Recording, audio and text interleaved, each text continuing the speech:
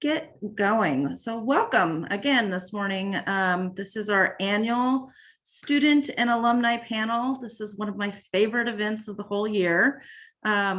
Favorite for a couple of reasons. One, I get to see a lot of our alumni coming back and joining us, and always feel like I get a little peek into your lives as you guys grow and continue to develop and continue pursuing your educational journeys. I really love hearing about it. For our current students, while I get to see them every day, I don't get to hear these sort of intimate things about their Montessori experience, and I really love getting an insight to that. We have panelists this morning all the way from 8th grade, currently in our middle school program, up through college. And the way that this webinar is going to work is that I'm actually going to disappear into the background, and the event's going to be run by our students. We have a alumni moderator that will be asking questions of our panelists between 10 o'clock and 11 o'clock. And then from 11 to 11:30, we'll open up to our audience participants to ask questions. You can go ahead and do that at any point in time during the event today. Please do it under the Q&A feature. And try to use that versus the chat feature. That way the moderator will be able to see those questions as they're coming up a little bit more easily. So on that note, I would like to introduce Natalie. She is an alumni of MCH, one of our very first elementary students, and attended from early childhood through 6th grade, right, Natalie? Fifth grade. So I'm going to turn it over to her. And like I said, I'm going to disappear now, and this is going to become a student event. So thank you so much, Natalie, for taking on this responsibility. And I can't wait to see how this goes today. Thanks everybody for participating. All right. Hi, everybody. As Ms. Jen said, my name is Natalie. I'm currently a third-year undergraduate student at the University of British Columbia. I'm studying human geography and Spanish, so doing all of this stuff around making the world a better place, which we all know is a big MCH thing. I went to MCH from when I was in preschool until grade 5, which was back in 2004 to 2011. So it's been a bit, but I kept coming back to MCH in the summers to be a camp counselor. So MCH is really, really important to me, and I just keep coming back because it's such a wonderful family to just have these people who, even though I don't know them, we're all connected by this same education. So just to get us started, we're going to do some just around introduce yourself, what are your pronouns, and then I want to know what is something that you attribute to, what is something about yourself that you attribute to your Montessori education. So if we can start, Lou, do you want to start? Sure. So I'm Lou, pronouns they, them, and something I attribute to my Montessori education is my sense of identity, because MCH really helped me develop who I am throughout my whole lifetime. So, Halima? Hi, I'm Halima. My pronouns are she, her, and something that is it your name and your pronouns, and then what you attribute to your something that I attribute to my MCH experience is my love of learning, which seems very simple, but every time I think about how much I love to read and write and sort of challenge myself, that's all because of MCH and how we were challenged to learn there. So. Yeah. All right, Gavin. Hi, my name's Gavin. My pronouns are he, him. And something I attribute to my Montessori education is my love of math, because all the teachers are really great at making math lessons interesting and easy to understand, making math fun. So. Awesome. Mason? My name is Mason. My pronouns are they, she. Something I attribute to Montessori is my ability to communicate. Wasn't a strong suit, but my teachers helped me work on it. That's awesome. Yeah. Alex? Hi, my name's Alex. My pronouns are she, her. Something I attribute to my Montessori education is my ability to be confrontational and ask for help if I need it from peers or teachers. Awesome. Amina? Yeah, I'm Amina. I use she, her pronouns. And I think that something I attribute to my MCH education is not just like my love to learn, but my love and sort of my reverence for how I learn. I think at MCH, we learn so much about ourselves as learners and also like why our teachers do certain things. And that's something that I try to carry throughout the rest of my education. Lovely. McKenna? I'm McKenna. My pronouns are she, her. And something that I attribute to my Montessori education is definitely passion and curiosity and being able to pursue what I'm passionate about. Awesome. Andy? My name is Andy. My pronouns are she, her, and something I attribute to my Montessori education is my appreciation of the earth and problem-solving skills. It's a really important thing in Montessori education altogether. All right, awesome. And then Max. Yeah.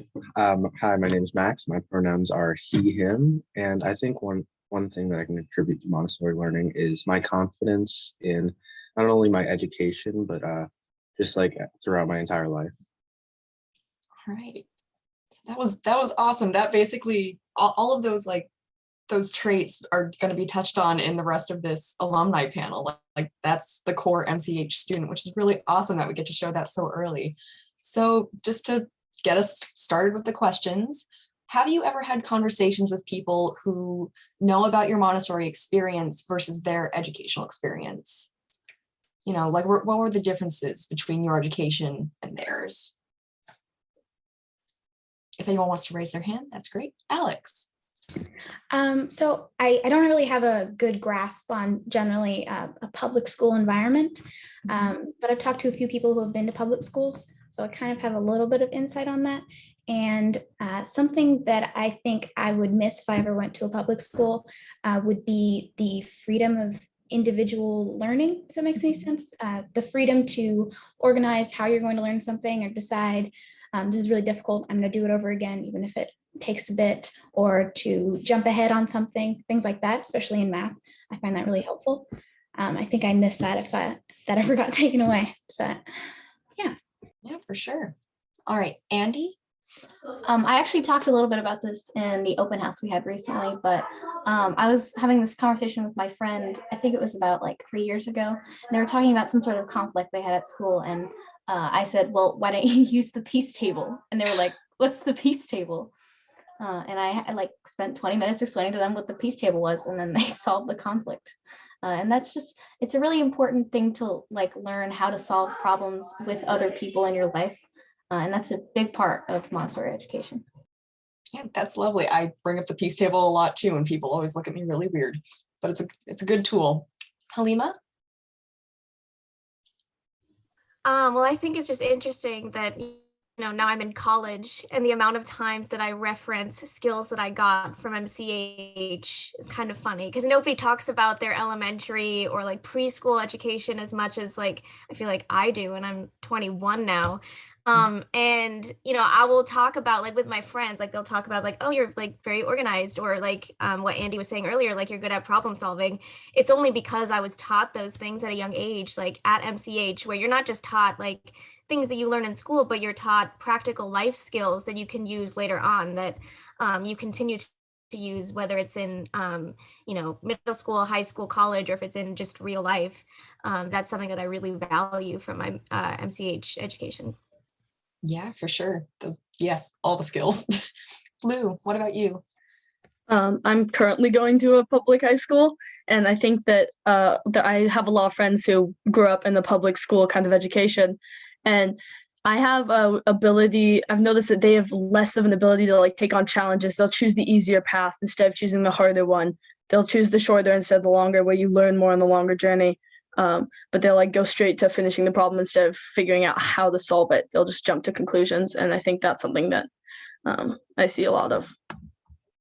Yeah, no, that's great. Definitely like this desire to understand the root of the concept first before getting to solve it. Yeah. Amina. Yeah, I definitely want to echo all of that, but something that I think is interesting, like specifically about the fact that we're all here, is just like how much reflecting we do on like our elementary school years. Because I feel like not a lot of other people have this ability to, take a time that like a time like when I was 11 when I left left MCH, and I didn't do a lot of reflecting as an 11-year-old, but I think that because of like how much our MCH education like affected us, we're required to like do this sort of deep thinking that you wouldn't necessarily always see for someone who like just left elementary school. And I think that's really interesting. Yeah. Yeah, definitely, for sure. McKenna?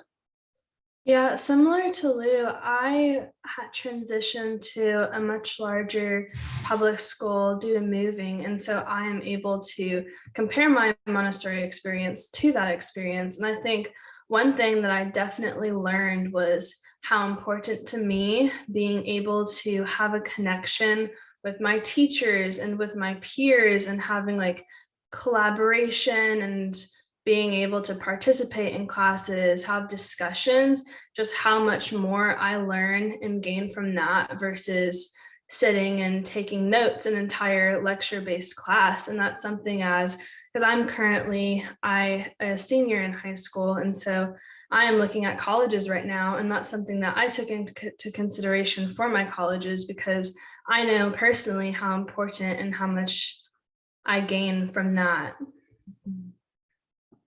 No, for sure. Those are great points. Like the collaboration piece that's missing from a lot of like the bigger schools, and just wanting to carry that MCH vibe into your new ways, new schools. Yeah. All right. So I want to talk a little bit about like this whole nature piece of MCH. So we all know that MCH is a really unique campus with the nature trail and all the animals, and the curriculum is just kind of immersed in this nature and wild gardening animals and everything like that. So can you tell me if, this immersion has helped you create and sustain a connection to the earth at all?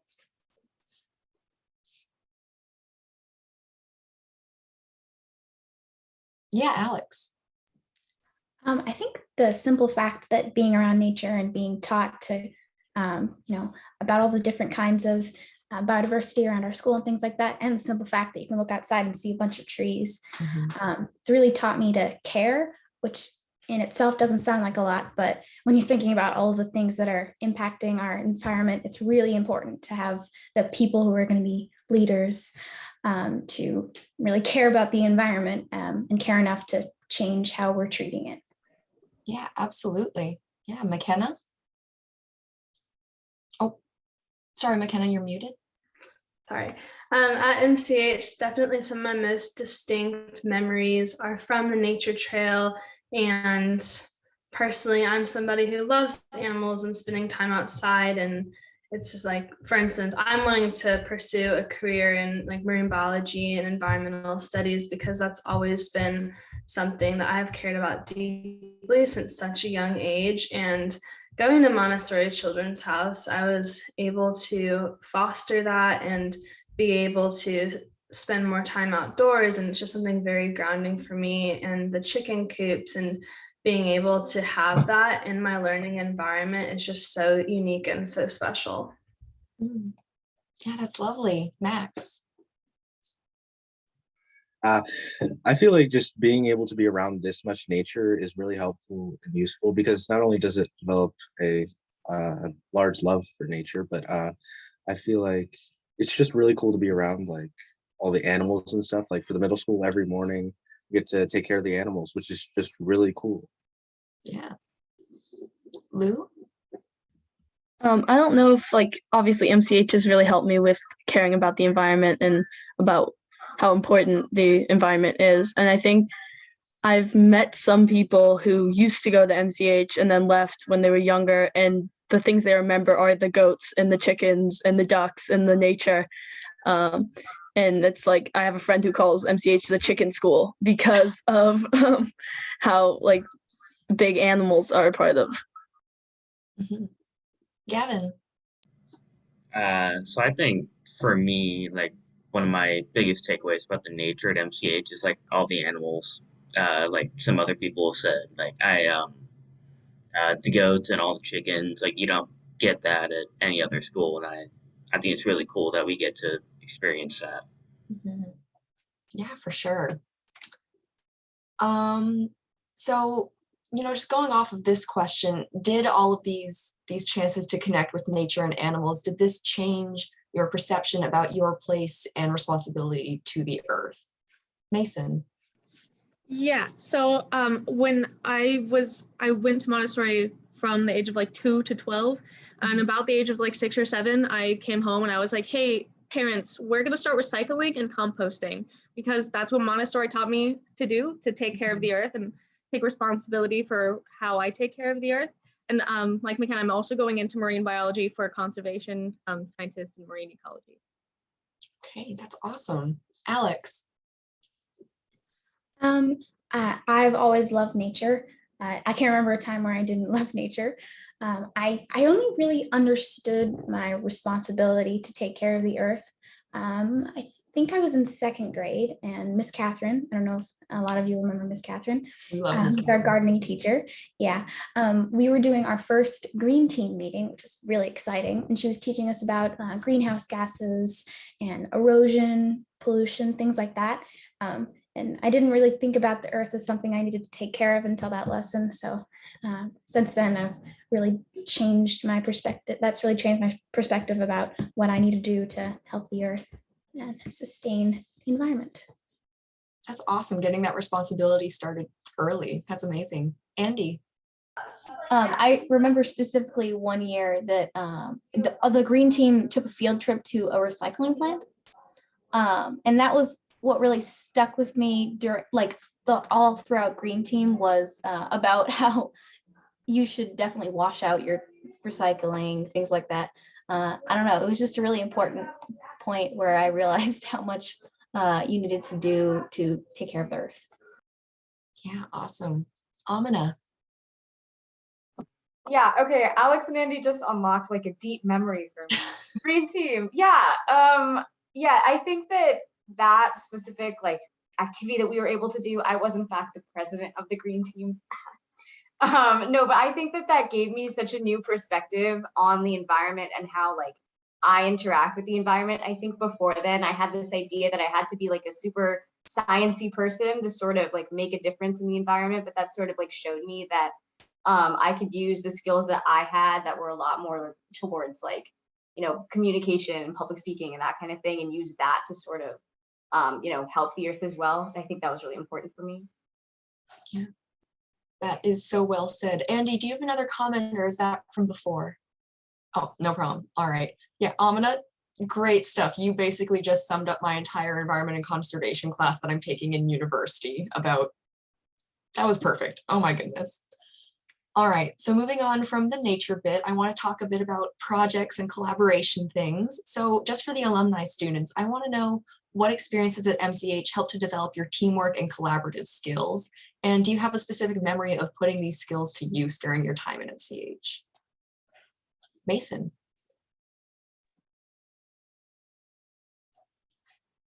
So I work in a group setting. So I'm not to always bring it back to communication, but Montessori helped me learn to communicate with people instead of just expecting people to get stuff done when you haven't discussed everybody's requirements in the situation. Communication really helped me in team settings in school and in work. Yeah, absolutely. Halima. I feel like MCH, this is kind of echoing off of what Mason said, but I feel like MCH kind of teaches you to assume the responsibility of leading in group projects.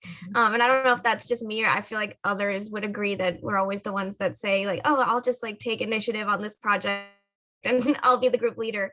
And it comes from a place of sort of understanding how collaboration works. Obviously, everybody should be working equally and everybody should contribute equally to a project, but you need someone who is willing to not necessarily make decisions, but help everybody work together. And I feel like that is something that MCH is really good at teaching us, is how do you, even with a group of people that maybe you don't necessarily think that you can get along with, you can still come to some sort of agreement on a common cause, like a project, and that can be very beneficial. And so I feel like as an MCH kid, you're always the one that's sort of taking responsibility, be like, let me lead in the in the project, and like let me help everybody else kind of collaborate on this. Yeah, absolutely. Lou? I agree with both Halima and Mason, and I think that communication is a huge part of what Montessori education is. And in my recent public school experience, there's been such a lack of communication, a lack of like taking leadership and taking the initiative in like group projects, especially. I'll be like, yeah, I'll plan out what each day looks like for us and what we have to get done by when, because nobody else is doing it. And I think that without Montessori, I wouldn't have developed that kind of skill. Yeah, absolutely. Amina? Yeah, just adding on to what my sister and Lou said, I think that one of the most important pieces of that is like being able to get a group like excited about something. I think that I really learned, I'm kind of the person like, yeah, a leader kind of person, but also I'm the person who tries to like sort of do all the work themselves. I think that like MCH sort of taught me that how to like get a group of people to have like a common goal and how to like really enjoy and take pride in like that collaborative process. Yeah, for sure. Oh my goodness. All of this is like echoing back. I'm applying for jobs right now, and a lot of this stuff about teamwork and motivating people and like organizing the projects for group settings. That's everything I'm talking about. So it's still very relevant. So for our current students on this topic, what have you learned at MCH about how to work with your peers on projects and collaborations? And do you have an example project you can give us? Alex, yeah. Group projects were not always my favorite thing. I usually preferred to do things by myself because there was less risk in someone forgetting something, me forgetting to remind them, things like that. But this year and last year, I really discovered the value of group work. Mm-hmm. When you work with others, you form connections. People have great ideas. Yeah. It's great to work with other people. They have things that you wouldn't think of. Again, like a few people said, group projects are great for practicing leadership. And they're really important and a great core value of MCH. Yeah. Is there a group project that you can just name off the top of your head that you did? Let's see. We do a lot of group projects in middle school, especially where you take an article or something and then you make a presentation and share it with the whole class. So I can't think of something specifically, but I do remember a time where I believe it was Sophie, who's a person in my class. We were reminding someone together, and it was really funny because we were both taking initiative and we got a chance to chat about something that was in our project. It was a really fun experience. Awesome. Yeah, Gavin. I feel like the one big thing that I learned about MCH and group projects is to kind of listen to everybody and listen to what they say and what they have to contribute to the project, even if like you don't agree with them about that. Because I get to think of a group project I had recently where me and somebody else in the group didn't exactly like have the same idea about how to do something, but I still like listened to them and took what they had to say, and we kind of compromised on that. So, yeah. Awesome. So those communication skills and learning that group projects require a lot of give and take. Yeah, that's a tough lesson, but it's important. Max. Yeah, pretty much what Gavin just said. I think it was like a couple of months ago. Me and one of my group members we're on like complete opposite ends of the spectrum of what we wanted to do with the project, and we ended up just keep trying to meet in the middle, and then we ended up with a compromise, and it looked really good. Awesome. That's great. All right. So I want to talk a little bit about our teacher relationships. And so these questions are more for the alumni first, and then we'll get to the current students. So alumni, how did your relationships with the teachers at MCH help you navigate the world of teachers in these bigger non-Montessori schools? Yeah, Mason. It made me more confident and more able to ask teachers questions. In middle school especially, you couldn't just go up and talk to the teacher. You had to ask questions in front of the whole group. And if you wanted to ask them a question alone, you'd have to wait for after school or lunch period. And during lunch period, they didn't really want to talk to you because they were eating. But being able to communicate well with my Montessori teachers made me able to push for better communication with my teachers, and ask questions for other students who didn't have a Montessori experience and wasn't comfortable talking to the teachers directly. That's awesome. Thanks for bringing up that advocacy piece for yourself and for others. Lou. I think that especially with having so many teachers over the course of like one day, I see like 6 different teachers, and being able to cultivate a unique relationship with each teacher because of Montessori, which really is an amazing thing to have, because I can, like, if I have a question, I can go straight to that teacher without being worried about being judged for my question or being like seen as like, oh, a teacher's pet. That's a kind of sometimes an issue, but I don't really worry about that because I know that like my strong bond with the teacher is important. Yeah, that's awesome. Yeah, wonderful stuff. Amina, how about you? Yeah, so going back to what Mason said about advocacy, when I was in 5th grade at MCH, something important happened. And this was that we all got school email accounts. And I remember I was really into math at the time. And I remember that like each day before the next day of school, I would email Miss Nicole and be like, and I would have to have these math lessons that took like a really long time, like a whole morning. So I would email Miss Nicole and I'd be like, Miss Nicole, are you available to give me a math lesson tomorrow? And she'd be like, yes, or like, no. And I always thought that gave me such an ability to like be okay with emailing my teachers and reaching out and asking for help. But then like more than that, I think that MCH gives you such a compassion for the teachers that you have. And you sort of gain this understanding that I saw Miss Alex say that she likes seeing those emails. I like sending them, Miss Alex. What was I saying? Yeah. So I sort of have this understanding now that as much as you want to, that you sort of get to decide whether you're going to have good teachers to some extent, because being a good student inspires teachers to want to teach you. And I had a recent experience with one of my teachers where there were a lot of people who didn't like him. He was like a new teacher, like his first year teaching.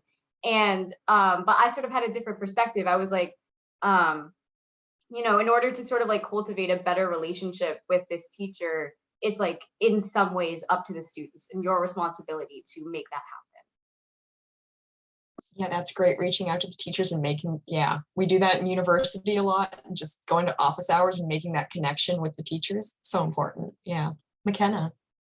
Yeah, adding on to that, having that Montessori experience, I was able to become really comfortable and confident with myself, and I was so used to having those close connections with teachers and being able to communicate. And I think that that's definitely like a big takeaway of the Montessori experience is all of the skills that you gain during that experience, you take throughout your life.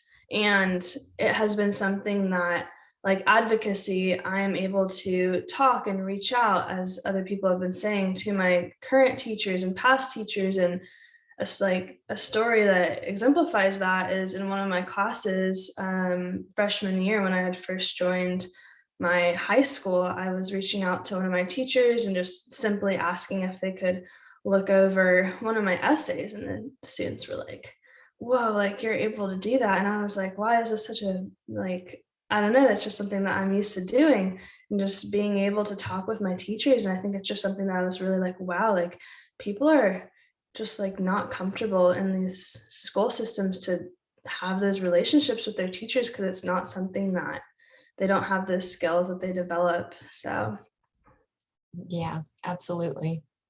Halima. I won't spend too much time talking about this because everybody's kind of said what I was thinking, but MCH kind of teaches you two things. It ends up helping you develop a very sophisticated relationship with your teachers, where you understand that they're there to help you and they're there to support you just as much as you want or need, and they're not people to be fearful of or scared of or avoid. They're there to actually help you learn. Imagine that. Your teachers are there to help you learn in school, but also it helps you sort of learn how to advocate for yourself. And I think this is something that everybody sort of touched on, is that you're able to sort of have a like good relationship with your teachers where you can actually tell them what it is that you're struggling with or what it is that you need help with. And this is something, like you said earlier, when you go to your professors' office hours. And the only reason that for me, when I talk to my professors, that I'm able to not be nervous about it is because of my relationships that I had with my teachers at MCH.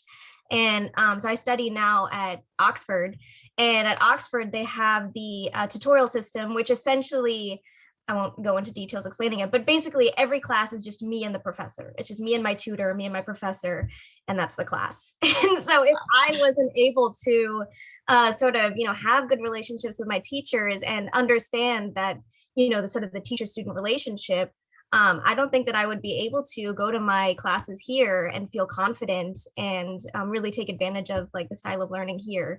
That's something that I've been thinking about a lot in the last couple of weeks. So yeah. Wow. Okay. One-on-one teacher stuff is big. Wow. Okay.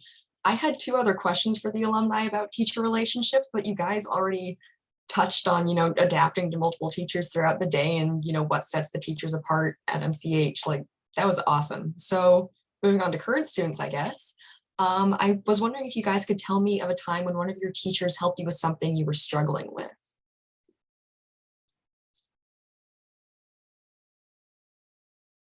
Yeah, Andy. I actually, for a school project, I wrote a memoir piece about this incident. So my dog had just been like put down this day, and I had a spelling test, and I remember getting a really low score on it. And Miss Alex pulled me aside to talk to me about it, and I just burst into tears because like so much had happened that day. And then she took me outside and she talked to me for like 20 minutes. It was like one of the best conversations I've ever had. And that was really important to me that that she pulled me outside and talked to me about that. And then my friends came to visit me. Lou, you were definitely there. And yeah, that's one of my main memories about this school. Thank you, Miss Alex. Lovely getting that extra support and teachers being able to see when you need a little help. That's great. Yeah. Do any other current students have something? Yeah, Alex. So I don't really have a specific instance, but there are a ton of just many things where I'd go to Mark and I'd be like, I'm having this issue with this scheduling time. And he'd be like, Alex, you're overthinking this. Here's the simpler version. Just a bunch of times where I've overthought something, and then a teacher would just say a sentence and it would make it all better. So yeah. Yeah, I feel that. It's like they wave a magic wand sometimes. You're just like, how did you do that? Yeah, Gavin. So I'd say one thing about that is helping with math. For me, like specifically long division, because I probably had like a ton of lessons of long division like over the years at MCH, because for some reason I just can't remember like that specifically. And the teachers are really good at helping me understand that, and just any other like math struggles that I do have. Yeah, awesome. Can you like tell us a little bit about, did the lessons change when you were learning long division? Like, did they try to explain it in different ways?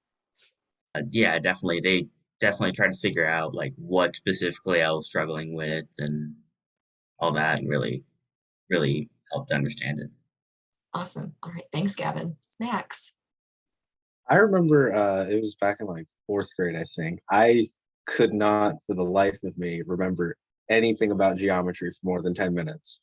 I remember I was having a lot of trouble with it, so I was talking to Miss Alex about it, and she helped me go back through all the lessons, and I think I finally got it after that. That's so good. Oh my goodness. Yeah, taking that individual one-on-one time to get through and try to work on it. So also for the current students, is there just one thing that you think is just the best thing about Montessori teachers? If you could describe like a sentence, Alex. Their genuine happiness at being able to converse and teach us. Their joy in doing that. It's amazing. Wonderful. Yes. Andy. I think one of the main things is that teachers are your mentors. They are your teachers, but they're also like your friends. Like I talk to Mark about music all the time, and I talk to Miss Alex about photography, and that's just, they're always great conversations, and that's because of the connection I have with them. Yeah. Gavin. I'd say like the thing I really appreciate most about Montessori teachers is how they're really committed to helping every student be the best version of themselves. Oh, that's so good. Yeah, Max. Yeah, there's times where like early in the morning, I'll just be there and I'll just be like, I'll be talking to Mark about like the schedule for the day, or even like if it's not school related, I'll just be having like conversations with him. It's really nice. This is making me smile so much because even though it's like my school days from MCH are long gone, like this same thing, I'm feeling these same things and remembering what it was like to have that relationship. This is so good. I love that it's persisted. So we've already talked a bit about advocacy already with the teacher and teacher relationships. I guess for alumni, if we think about advocacy in terms of like social justice and peace education and equity and inclusion, can you tell us about a time after you left MCH when you found yourself in a position to advocate for others or for yourself or just for the world? Is there a time that you can remember that? I know this is a big question. Yeah, Mason. So when I left Montessori, I went to Tolt Middle School in Carnation, and I was the only out kid at Tolt Middle School. So there was a lot of people who would come to me, kids I did not know, who would come out to me, and then never speak to me again. So I was like known as the gay kid at school. And there was the vice principal actually was not a nice guy. And he ended up getting fired in my 8th grade year, and I started in 7th grade. But he of course oversaw the clubs, and me and who was my girlfriend at the time, were trying to start a club for LGBTQ students who just needed an extra emotional support, extra homework help, who didn't feel comfortable just asking for extra support, or didn't feel comfortable asking their parents to go to like a support group. And of course, he oversaw all of the opening clubs. And I had to go to the principal, go over his head and be like, he is not going to support us. He told us that we couldn't have the club unless we let straight kids in. And I said, that's fine. There are LGBTQ straight kids. We would love to have anybody who just wanted to ask questions, as long as everybody was respectful. And he said, well, what about homophobes? Homophobic kids should also be allowed in any club. And I was like, okay, so I had to go to the principal and be like, this isn't okay. Here's an email that he sent us. This is things he said. I don't know if he got fired because of that or because he was just not a nice person in general, and he was just mean to the students, mean to other teachers. But because of Montessori, I had the confidence to be like, okay, somebody else needs to be in charge here. Somebody else needs to hear about what is happening. That's incredible. That was all in grade 7. Yeah. Wow. Okay. I don't know if I could have done that in grade 7. That's incredible. Good for you. My parents are also lesbians, so I learned really, really early on to like advocate for the gay community specifically. All right. Nice. Halima, how about you? I'm not sure if I can think of a specific example, but I'm studying politics now in college with the intention of studying human rights law in law school. And I feel like that sort of the drive that I have to sort of advocate for people, and which takes a certain level of compassion and understanding. The only reason I have that is because I went to MCH, because you're taught at a very young age that even if you disagree with someone, or even if you don't like fully agree with their opinions on things, there's room for compassion and understanding. I mean, you tend to forget that as you get older. I feel like it's not taught as much in school as you get older.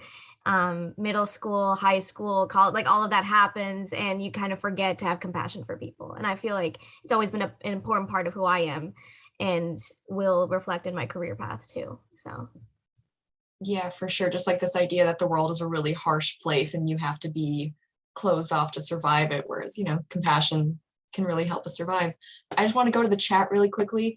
Mason, people are saying they're really sorry that you had to go through that in grade 7, but they're really appreciative that you told us that story. So thank you for sharing that with us. That was a really, really, thank you. Yeah. Absolutely. Sorry. All right, Lou, how about you? I don't have as much of a story as like little things that like make a big difference, I guess. Like as a non-binary person, I know how important it is for pronouns and names and like how important it is to be called by what you want to be called. And I know a couple of friends who like their parents won't let them do a legal name change or let them use their preferred name at home, the name that they want to use. So it's like really important to use that name as much as possible at school because they can use it at school but not at home. And I think just supporting, like being empathetic and supporting people. Wow, yeah. Thank you for doing that, Lou. That's really important work. It's small, but it's big for somebody. Yeah. Amina, how about you? Yeah, just to speak a little bit to all of that, I think that, queer people, women, like people of color specifically, we learn like so early to not talk about like, microaggressions or things that are going on that are not okay. And I think MCH does such a good job of like subverting that, of telling us that we always do have a voice and we always do have like the ability and sometimes the responsibility to, like maybe sort of go against what society wants to teach us about like staying quiet about that kind of stuff. That should be added to a quote list. That was great, Amina. Yeah, teaching us that we have a voice. That's wonderful. Halima, do you have another comment or is that from before? From before. Great, okay. So then current students, I want to ask you a little bit about advocacy as well. So also in terms of social justice and inclusion and equity, what do you think you're learning today that is helping you advocate for others and for the world and for yourself? Yeah, Alex. When we're talking about advocacy, I'm going to bring it back to group projects because there's a lot of things you can learn about advocating for others in group projects, such as talking to people and being like, here are our needs as a group. And I know you have this after school thing, let's work around that. And then asking our teachers about the extra time for that specific student, things like that, all great practices in advocating for others. Right, awesome, yeah. Yeah, any other current students, advocacy, social justice work you're thinking about? It's okay if not, these are big questions and it's early in the morning. Yeah, Andy. There is one thing that I remember about just advocating for myself personally is I used to have really short hair and I would go into women's restroom because I am a woman and people would be like, what are you doing in here? You should get out. You're not a woman. And I remember one specific time I was talking to Lou about this actually, and they were like, you should say something. So the next time it happened, I said, I am a girl. And it's just really empowering for myself because of how many times that has happened and I haven't said anything. But yeah, it's really important to me. Yeah, absolutely. Oh my gosh, you guys are talking about really big things and issues, and I'm really proud of you guys for having this advocacy and empowering yourselves. That's amazing to hear. Yeah, Max. I've learned to be like more proud and confident in myself and like for instance my skin color, and just being able to be proud of that and with the environment that the school has is really. All right. Yeah, thank you for sharing that, Max. And I noticed that you're having a bit of camera trouble, so like don't worry about it. You're here, it's okay. All right, so I want to move on to a bit of like community engagement stuff. So for alumni, how did your time at MCH help shape your strengths and passion to make the world a better place? And you can think about things like the time with animals or with Green Team, or just peace education, that sort of thing. Mason. There was a chunk of time in El Salon Morado where during lunch we would watch ocean documentaries. Okay. And I fell in love with documentaries. I grew up with documentaries. I watched kids movies a little bit later in life, more like middle school, but like ocean documentaries were my favorite. And part of that was because of Miss Jessie and Mr. Ben playing those. And I fell in love with, David Attenborough and documentaries and marine biology and marine conservation. And now that's what I'm going into college-wise. That's awesome. That early inspiration. Oh my gosh. All right, McKenna, how about you? Yeah, at MCH, I was able to definitely pursue my passion of the environment and animals. And for instance, I was able to like do little self-study. I don't really know how to describe it, but I'd like do research with one of my best friends, and we created this book that had like a ton of different endangered species and facts. And I was just really able to dive into my passions, and having the ability to do that definitely has made it so that it's something that I have followed throughout the course of my life. And it's just something like very fundamental. And I think that having that has definitely helped me like realize that it's something that I'm so passionate about, and being able to look for different opportunities, and something very important that I definitely attribute to going to Montessori Children's House. Thank you for sharing that, McKenna. Amina. Yeah, it's so interesting that McKenna brought up that book, because I feel like I remember you guys making that, or like I remember hearing about it, and I remember being like so in awe of like these older students that were like taking these like big concepts and like learning about them and applying them. And then that book was like in our library for some amount of time, I feel like.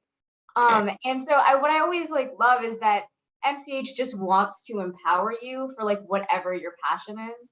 And like there's just such such a vibe that you feel like everyone around you could grow up to do something great, and MCH just kind of nurtures that, which I love.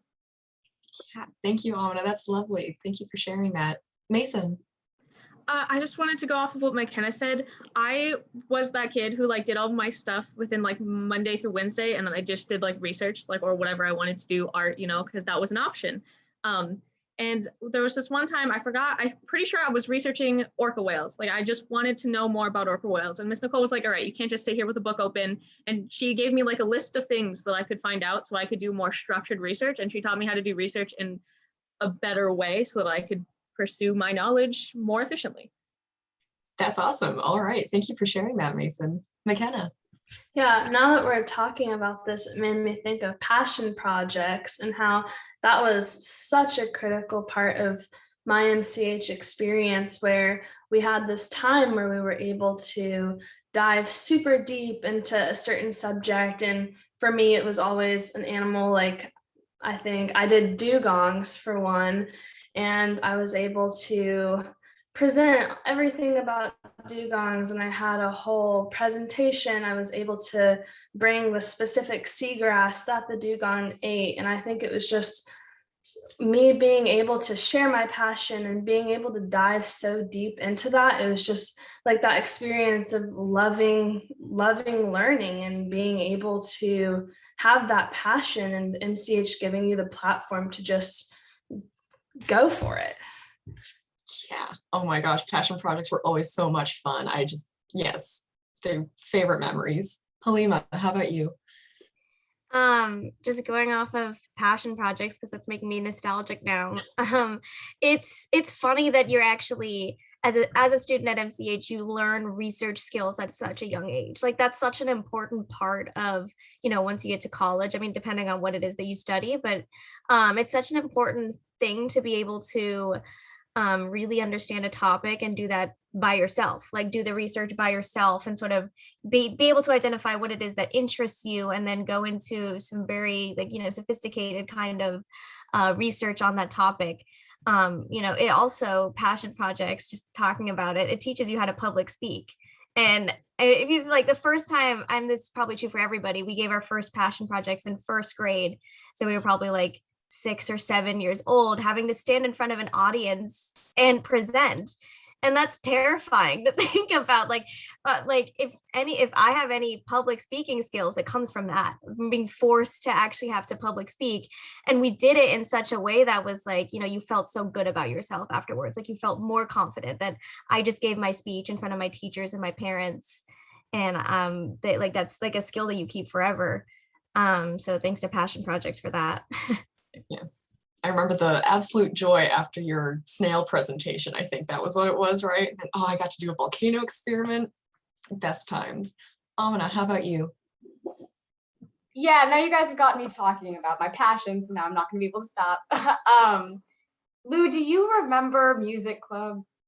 Like I feel like, yeah, music club. Now, okay, I think that one of the best parts of my time at MCH was me realizing how multifaceted you can be as a person and how you can have a lot of passions that span a lot of different areas. Because like at the time I was, super into math and I was really academic, but I remember like my 5th grade year, like I got so into like music and music history, and that was like so important for me. I think that like early 2016 was when like David Bowie died and Prince died the same year. And I remember we had these mornings where we would just like sort of sit in front of the projector and we talked about music. And we watched a bunch of old videos of Prince and David Bowie and like Annie Lennox like jamming out on stage. And that gave me such a reverence for not just like the academic part of music or the academic part of like research, but also like the cultural part of it. And I think that I try to carry that with me, like the reverence for like pop culture. And I think that was a really important part of MCH. I'm not sure how relevant that is, but I wanted to talk about it. That's okay. I think one of the great things about MCH is that you'll start with one topic and then it just it all blends together because it's also connected. Lou, you're going to give us our last thought on this, then I want to ask the current students a question. I think so. Related to passion projects and music club, I have a very a very good memory that's like cemented into my brain about sitting on like the chalk table. We had a table that was like you could write on it and writing lists of songs for the presentations that we would play, and like finding like Alex, your presentation about worms, that song was so hard to find, and I'm so sorry we chose that song, but we couldn't find any other songs about worms. So it was like finding songs related to those specific topics was such a fun experience for me, and it kind of spurred me into like loving music and loving how music affects the like non-musical world and like connecting those. All right. Well, thank you guys for a bit of a tangent, but it was a good tangent. For the current students, I kind of want to bring it back to the community engagement piece. And so I want to know if you can give us an example of how you're helping your community at MCH. And this could look like volunteering experiences or learning about big problems and educating yourself, or maybe just a club that you're part of. Yeah, Andy. Towards the beginning of the year, we actually repainted the chalk table. Lou, you just mentioned it. And then we painted the chairs. I don't know, it was really rewarding process. And also earlier, someone mentioned animal care, which is something the middle schoolers do every morning. We go out and we take care of the goats, chickens, bunnies, and you get to hang out with your friends and just scoop up hay from the pens. And yeah, it's a really rewarding experience. Right, yeah. Alex. All right, so I want to talk a bit about the newspaper because that's a new thing for our school. So last year we started the newspaper, and it was really cool because I got to engage with a lot of the younger students, and they would submit like crossword puzzles and pictures that they'd drawn, and it was really fun to label them, and I bet it was fun for them to see that in a newspaper that everyone got. And this year we're starting it up again, which is really exciting, especially since we're in person, so I can talk to people about their submissions instead of messaging them, which is a little difficult. But yeah, I'm super excited to help out the community by engaging all of those younger students and having them collaborate, take pictures. We have a section called school events where we can write about, mini plays that are going on in some of the younger classrooms, things like that. Yeah, it's super exciting.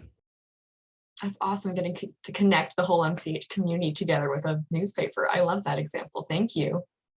Any other current students have an example of community building, volunteering? It's okay if not. No? All right. So we're already at 10:57. This is so sad. It's been so fun to hear your guys' story. So I'm just going to quickly turn to the Q&A, see if there's any questions that popped up. And then if more don't pop up, we'll just go back to the prepared questions that I have. So, okay. This was back at 10:11 in the morning. I'm so sorry, Candace. Could everyone share how long they attended MCH? Yeah, Lou, do you want to go first? Yeah, sure. So I attended from like 3 months old to 14, so a good solid 14 years. And it was a really good 14 years. And then what grade did you leave? 8th grade.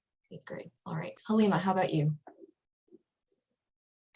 I attended MCH back in 2003 until like, what was it, 2012. So that was 9 years. I left after 6th grade. Yes. Thank you. Gavin, how about you? Well, I guess you're still here, but Yeah, so I think I started going to MCH when I was 8 months old. So I've been there for like around 12 years now. all right. Mason? I started when I was 2 and I left 6th grade. I was there for 10 years. 10 years. All right. Andy, you popped up on my screen. Hi. Me and Alex have been here for roughly 10 years. We're gonna leave at our 10th year. I cannot believe we're graduating. It's kind of surreal. All right, so you guys are in grade 8, yeah? Okay, oh my gosh, that's crazy. Amina. Yeah, I attended from, I was like 2.5, so like 2008 to 2017, I left at the end of 5th grade. And so I guess Hemi and I were at MCH from 2003 to 2017. That's pretty weird. All right. McKenna. Yeah, I attended from, I think I was like less than 2 years old. I was really young, and then until 3rd grade. So I think that's about 8 years. Yeah. All right, awesome. Yeah, did I get everybody? Alex, you were answered by Andy, yeah? All right, cool. Yeah, no, a lot of us have been here since preschool. I remember Miss Nicole was our teacher and she was pregnant with Lou when we were in maybe grade 1 or 2. And I remember her coming in with Lou when she was a baby, and it was so exciting. So it's really cool to see that you've grown up here. I love that. Other question that we had for alumni, Jasper would like to know, what schools did you attend after leaving MCH, and how did the transition to the new school go? Lou, do you want to start us off? Oh, sorry, McKenna raised her hand if you want to take a minute. All right, McKenna. Okay. I went to a school called Open Window School, which is in Bellevue after MCH. And then after that, because that only went until 8th grade, I transitioned to Issaquah High School. And then during those years, I actually had an interesting experience because last year I went on a semester abroad program that I sought out myself. And there's definitely a lot of comparisons between that school and MCH because it was a smaller, really close community, and it was very experiential learning. And it's definitely something, as I was saying beforehand, that I sought out because I knew that that is the environment that I work the best in. And when it comes to my transitions to the different schools, I definitely say that the jump to the large public high school was the trickiest because I had never been in an environment that big with that many people, because there were probably 700 students in my grade and I did not know anybody. But as I have touched on in some of the past questions, I was able to really use those skills of advocacy and being able to reach out to my teachers, because the connections to my teachers were the first connections I had at that school, because I met people afterwards. But I think that that definitely helped make the transition a lot smoother and being able to meet people. All right, awesome. So those advocacy skills that you learned at MCH really helped you with that transition. That's awesome. Anyone else want to talk about their transition to other schools? Yeah, Mason. So I went to Tolt Middle School after Montessori because at that time you had to leave at 6th grade. There was nothing else. So I went to Tolt Middle School, Cedar Crest High School, and then I transitioned into the Running Start program with Lake Washington Tech and then Bellevue College. Awesome. All right. Was there anything that you learned at MCH to help you prepare to transition into larger schools? Talking to professors at in Running Start is the closest thing I've encountered since Montessori to the relationship you have with teachers at Montessori, where you are in charge of your communication, and of course they'll reach out if there's something wrong or anything like that. But you get to be in charge of your learning essentially, and Montessori really prepared me for that. Awesome. Thank you, Mason. Lou. I'm currently at Eastlake High School, which is like huge in a small building. It's definitely outgrown the buildings, but my transition was fine because I knew what I was doing and I kind of knew what I was getting into, but it was like kind of a slow burn, if that makes sense. Like I'm still tired from going to a high school with like 24,000 people from a classroom with 14. But it was okay. I was able to like get support from peers and my parents and other teachers to adjust. But it went well. All right, yeah. Thanks for bringing up that, it's not easy, but you have the skills to do it. Thank you for bringing that up, Lou. Amina, how about you? Yeah, as you know, I went to EPS after MCH and I've been there since 6th grade. He, and I all went to EPS. Can you say what EPS is? Oh yeah, Eastside Prep. Wait. Yeah, it's small. It's still a small school. So my transition wasn't as dramatic as Lou's or anyone who went from MCH, like a big public high school. But it was, still pretty different. You went from like having like 5 people in your grades to like more than 50. And I think that one of the biggest parts of that is, like learning how to make friends with people who you haven't known since you were 2 years old. I think that was the biggest part for me. But one thing I really appreciate is that I think that MCH teaches you to be like the most genuine version of yourself, like not just like the best, but the most authentic, which really helped me when I was making friends. It helped me develop relationships that were meaningful, Thank you so much, Amina. Yeah, those relationship building skills are so critical, especially going into new situations. Halima, how about you? Well, now I've attended like 3 different institutions since I've gone to MCH. It's almost been a decade since I've gone to MCH, but I went to Eastside Prep too. I went to Eastside Prep with Natalie and obviously my sister, and that was for middle school, high school, and then I've gone to Dickinson College, and now I'm at Oxford.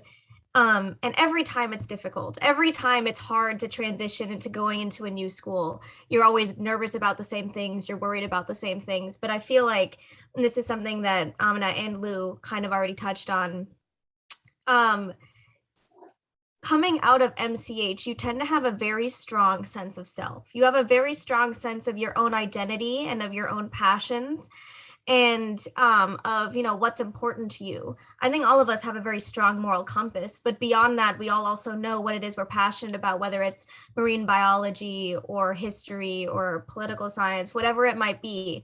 It helps so much with your transition into new places to already know a little bit of who you are. And that's something that I've carried throughout every time I've gone to a new school. At the very least, at least I knew who I was. So if I was worried about making friends or worried about my teachers liking me, worried about doing well, at least I know I have a base point to work off of. I know who I am. And MCH teaches you, like my sister said, how to be the most authentic version of who you are.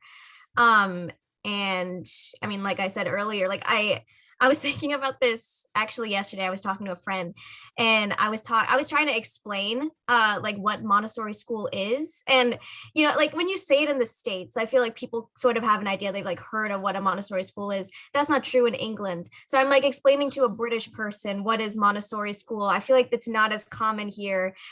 He was like, is that like a Catholic school? And I was like, no, not necessarily. Let me just explain the philosophy to you. And I was talking about how, we would get assignments at the beginning of the week and it would be up to us to have that done by Friday at 3 p.m. And as I was saying that, I was like, that is like weirdly similar to how you operate at Oxford, which is like a research institution. Tutors, you're given a list of readings that you have to complete and an essay to write, and it's up to you to do that. You have the whole week to do it. You only meet with your tutor once a week, and but you're like time management is something that I've had to work on the entire time that I've been here. I can spend the whole day doing absolutely nothing. I can spend the whole day watching Gilmore Girls and no one's going to get after me about it, and I can do whatever I want. But in the long run, do I want to be researching and writing my whole essay the night before? Probably not. Not that I haven't done that while I'm here. But then I was thinking yesterday when I was explaining to my friend what Montessori is, skill since I was like 6. It's helpful. It's like a skill that you carry on for the rest of your life. And I think it's very valuable. Yeah, definitely. Thanks for, yes, wonderful. Miss Mary commented on how, it's wonderful to hear that at least you know who you are. And I think that's really true. I just wanted to pipe in on transitions and stuff. So I was in MCH. I think we had 5 people in our classroom, and it was before we moved to the bigger classrooms. And then I went to Eastside Prep, which had, I think, 30 people in my first year, and then it eventually grew to 50. But now I'm at University of British Columbia, which has, I think, 60,000 undergrad students. So when I was looking at universities and colleges, I wanted to stay in a small space, but then there's this little part in the back of my head that was like, this is all you've known and you have the skills to go out and try something bigger. So is the transition scary? Yes, but I'm honestly really grateful that I decided to take that jump and say, yeah, I know who I am. I have the skills to make my own smaller community, and just going out into the bigger world, it's exciting when it's what you want to do and you have the skills to do it. So then our last Q&A question is from anonymous attendee. They want to know, we all have tricky social conflicts between peers, especially middle and high school. And so they want to know, how did MCH help you learn how to navigate these conflicts, and what social emotional skills have you learned at MCH?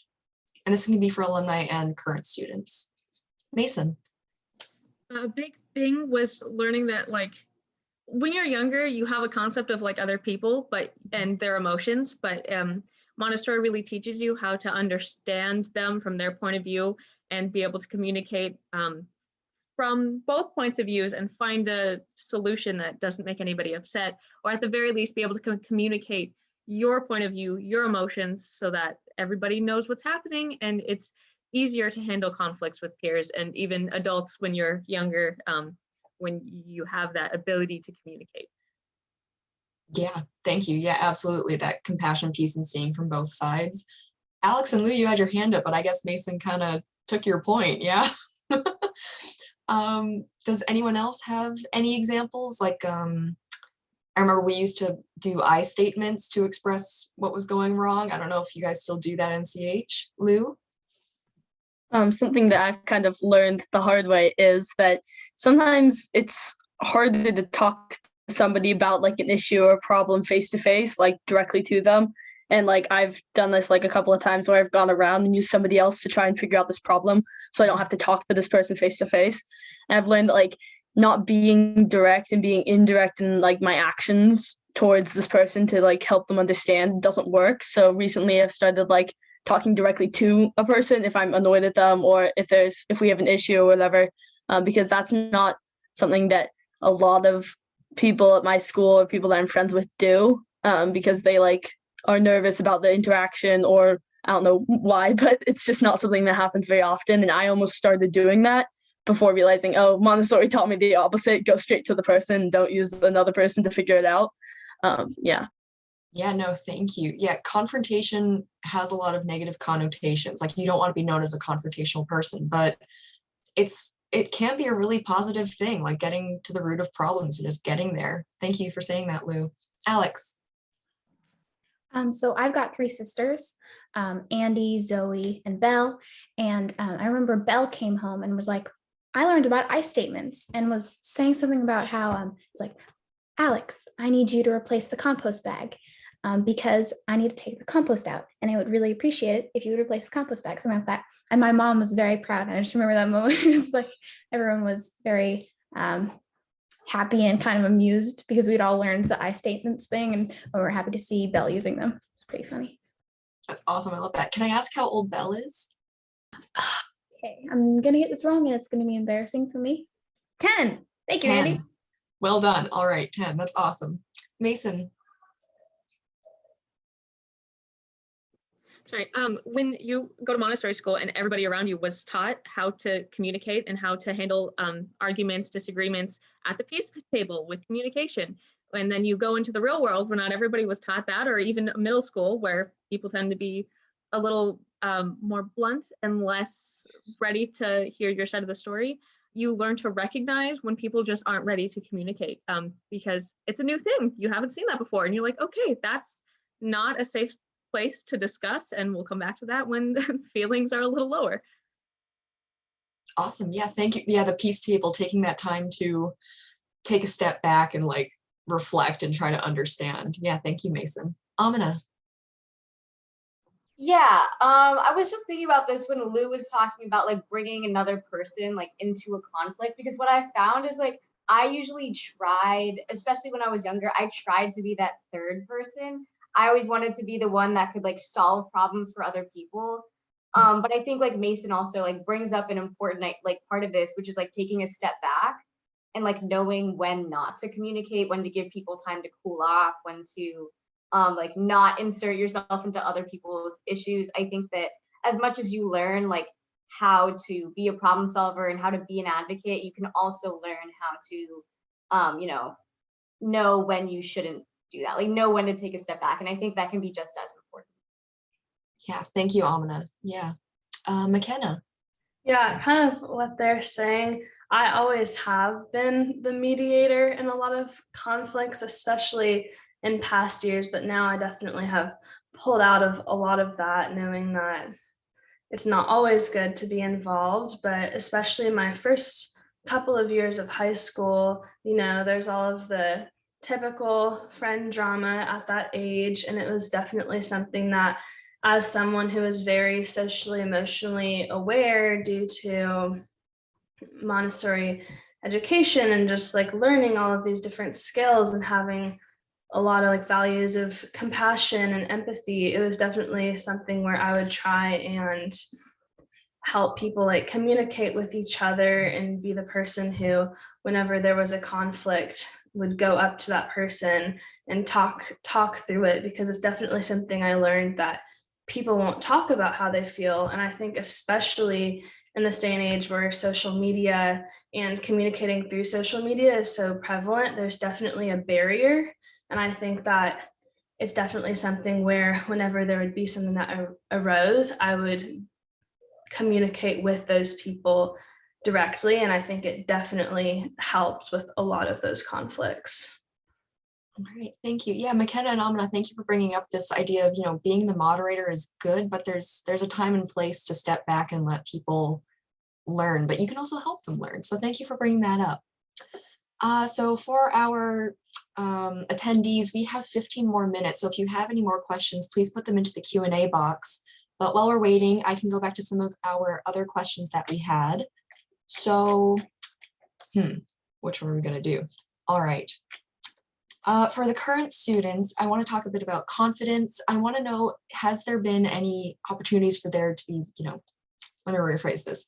Have there been any leadership opportunities available to you at MCH? Alex, you talked about the magazine. I don't know if you want to talk about that more or anything like that. Yeah, Alex. Sure, I would be happy to do that. So we've got roles in the newspaper about, there's editors for different sections, and then the editor-in-chief. So far, I've been the editor-in-chief both times we've done it, and it's really fun because I get to talk with all the younger students and be a leader. Oh, I also have a couple other editors-in-chiefs, James and Bina. Wanted to mention them because they're really helpful. We're doing a lot of great work designing the newspaper. And I get leadership opportunities all the time with the newspaper and other things like group work. I believe a lot of people mentioned that there's tons of things, not just helping younger students, but also, people your own age. Montessori really teaches you to, if you know something and someone doesn't, teach them, lead them through something. It's really prevalent in a lot of our teaching. Thank you, Alex. Andy. One of the main differences between MCH and public schools is there's a really big age range in our schools altogether, especially on the playground in the mornings, afternoons, and other things. You get to talk with all the younger students. And I know there's a couple younger students I always talk to. There's Avery, August, Liam, and I always ask them about their day and things like that. And I really enjoy hearing about different works I've done in the past, and ask them how they do it now. And yeah, that's awesome, getting that connection with younger students. Yeah, do any of our other current students have any leadership examples? It's okay if not. All right, also for current students, what is one of the biggest challenges or hurdles that you've overcome at MCH? Yeah, Alex. Okay, so Lou mentioned the passion project Worm song. The reason they did that is because when I went on stage, I got overwhelmed and I was remembering the song and stuff like that. And I ended up like breaking down and crying, mostly because I was nervous about public speaking, kind of overthought it a little. And Mr. Ben, he like brought me back on stage. He was like, Alex, I'm gonna ask you a few questions about your project for the speech. And because it's still on YouTube, some of my friends are like remembering this. And I said, worms are cute, which is why I wanted to research them and stuff like that. But actually that experience was really helpful with speaking on stage. And since then I've been in 3 plays, a couple of them I've been the lead role. Yeah, but that experience, as funny as it is now, was really helpful in the long run to being comfortable speaking to a lot of people, things like that. Yeah, Mr. Ben is in the chat. Yeah, that's a great, what did Mr. Ben say? We do love Mr. Ben. He sent a heart. Thank you, Mr. Ben. All right, well, thank you for that example, Alex. That's really, public speaking is scary. I still get, it's hard, but working on it, yeah. I really actually like that idea of the biggest challenges. So I guess I'm going to open it up to alumni. Are there any like big challenges that you face that and you use the skills you developed at MCH to get through them? Yeah, Mason.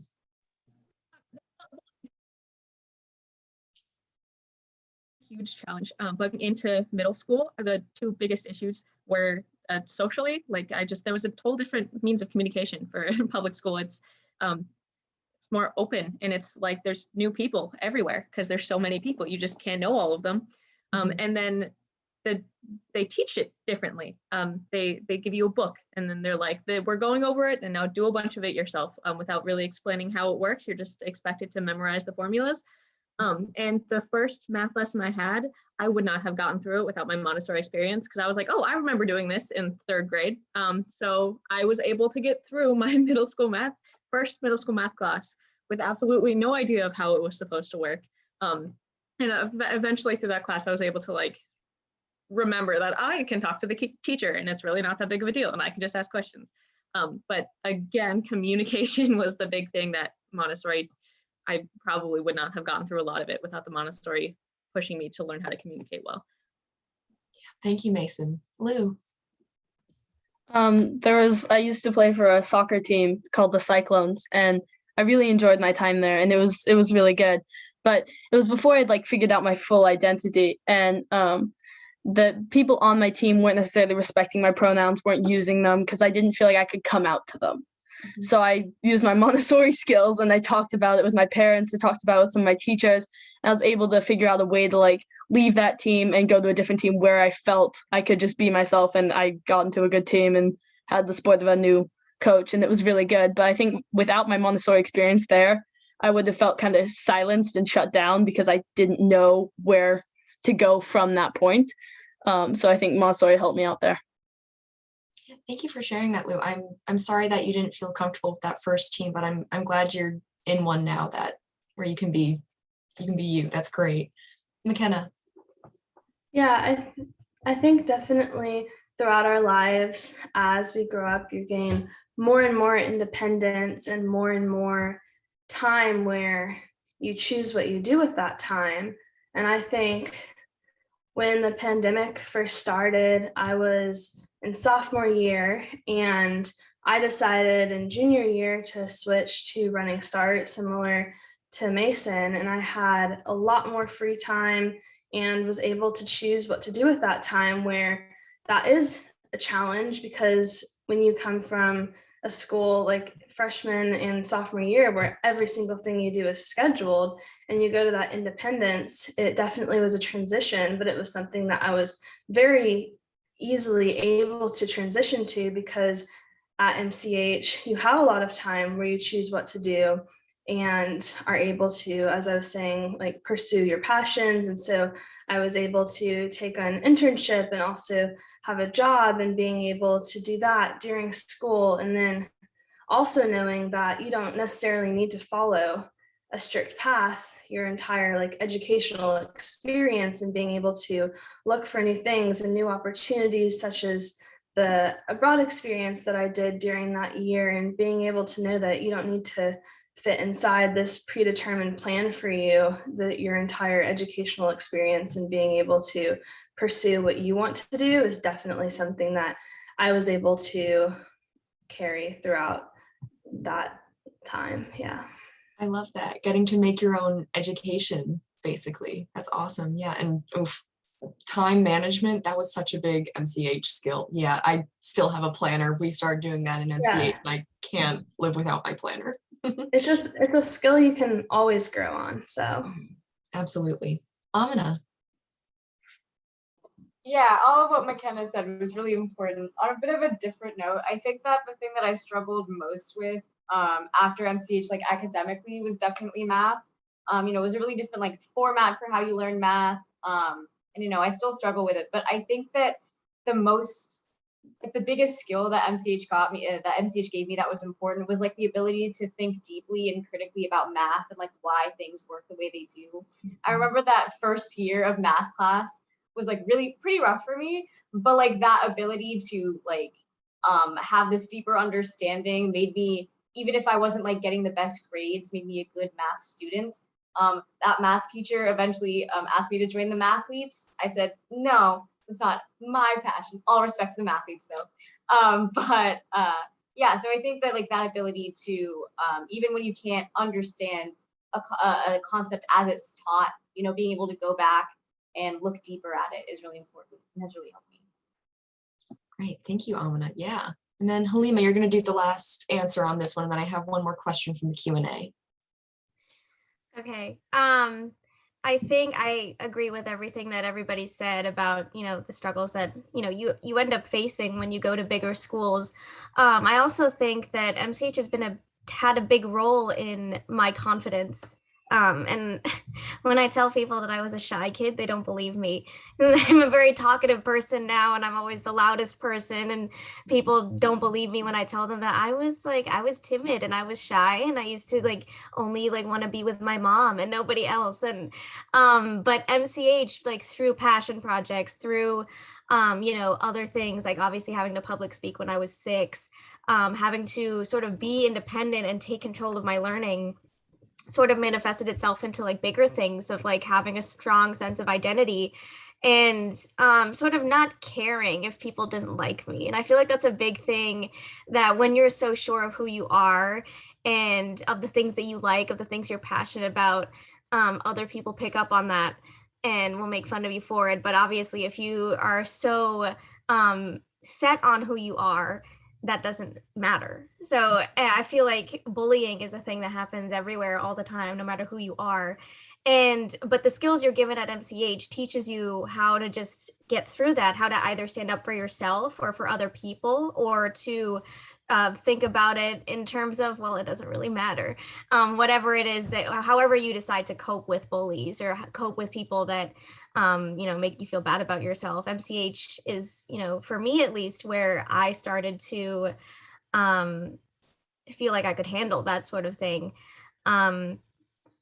Yeah, I had another point too, but I don't remember it. So That's okay. Yeah, thank you for, that's actually a really good segue into the Q&A question. McKenna, I see your hand. Is it okay if we go to this question, or is it just really fast? Really fast. Do it, go. Yeah. Adding on to that, I just feel like it's so important to note that at MCH, there was never any pressure to conform into being a person who I wasn't, and embracing your own quirks and idiosyncrasies, and being able to carry that throughout my life, and being unique and not the type of person that society or social media is telling you to be. I don't know. I just thought that was important to note, and how that's always been very important to me. Yeah, thank you, McKenna. All right, so just going back a bit to the bullying piece, and more connected to mental health and knowing who you are. One of our attendees wanted to know that, with the rise of a lot of mental illnesses like anxiety and depression that have been kind of made worse by the pandemic and by social media, how are you navigating this world, and just for yourself and with your friends? And is there something that you notice with your friends? I guess that's, are you doing things with your friends to help each other get through this really tough time? And what are you doing to help yourself get through this. Halima. I feel like a lot of people would agree with me on this, but one of my biggest things is imposter syndrome. And as you get to schools that are, there are a lot more kids, obviously, like you said earlier, when we were at MCH, there was 5 of us in class. And then I went from having like 5 people in my class to having, larger numbers, especially in university. And, being at any college or any sort of bigger school, you're likely to compare yourself to other people. And social media just perpetuates that, whether it's, you're following celebrities who you really admire, or if you're following other people who are posting about their own lives and things that they're able to succeed in. I'm starting to realize that LinkedIn is actually really toxic. Like seeing like everybody else's internships, like everybody else is like getting jobs, and you're like, well, my LinkedIn doesn't look this nice. I don't know if people younger will relate to that yet, but you will. LinkedIn is so big, so bad. Oh my gosh. Yeah. Oh, it's sorry. so bad, especially so like as someone who's almost a senior. Yeah. No, you're good. Right. Yeah, no, but that's just like, it's inevitable. You're going to come across it. You're going to end up comparing yourself to people, or comparing yourself to people that either that in real life, or people you see on social media. But I think the big thing that you end up learning like throughout your whole life is that nobody is you. And that sounds so cheesy to say, that there's only one you and there's no one else that's like you. But it's so important to remind yourself that you're not competing with anybody except yourself.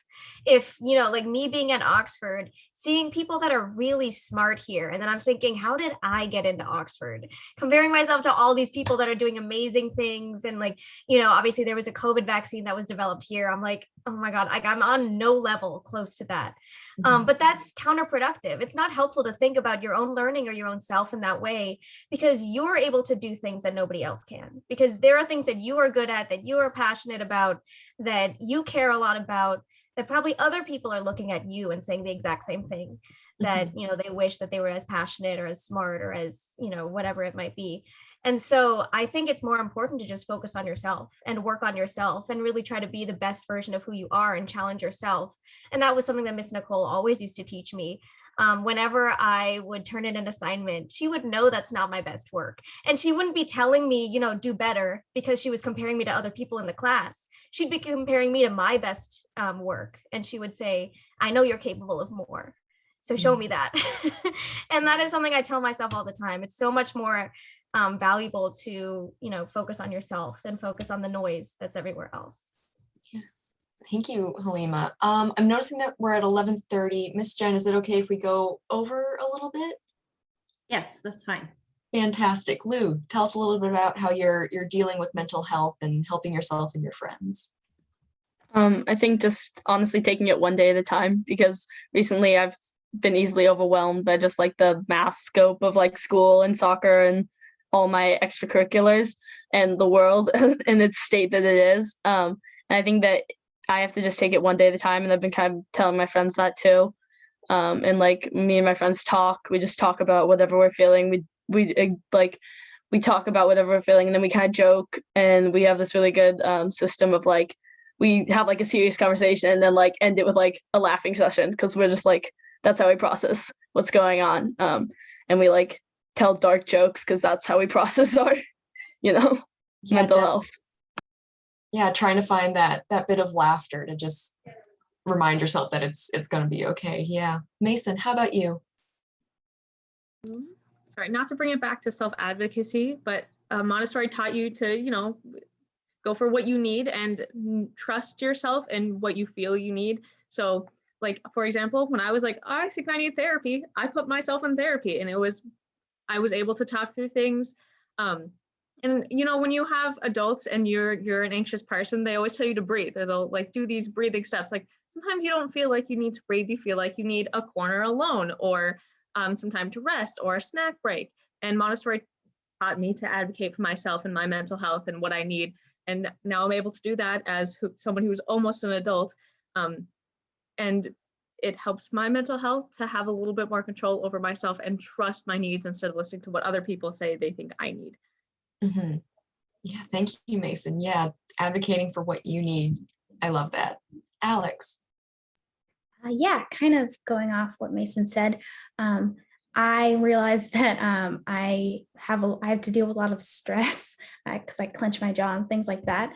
And the thing that has really helped for me is alone time, kind of like Mason said, taking a moment. I do a lot of crafting and listening to podcasts, true crime podcasts specifically, which is a little weird, but it helps No, me I relax. get it. True crime. Yeah.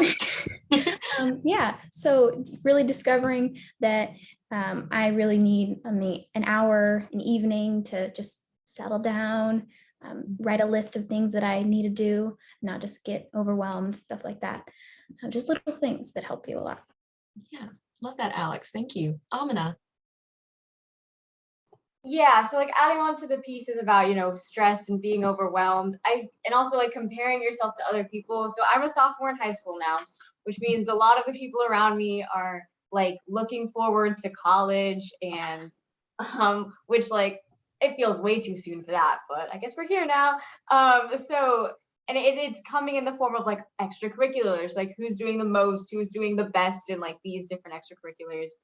And I think that one thing that MCH taught me that I've tried to keep in mind recently is like giving yourself permission to like let go of that a bit, and giving yourself permission to like operate within the things that you want to do and not try to like be anything else because you think it'll like look better on a college application specifically. So that's what I'm trying to do. Yeah.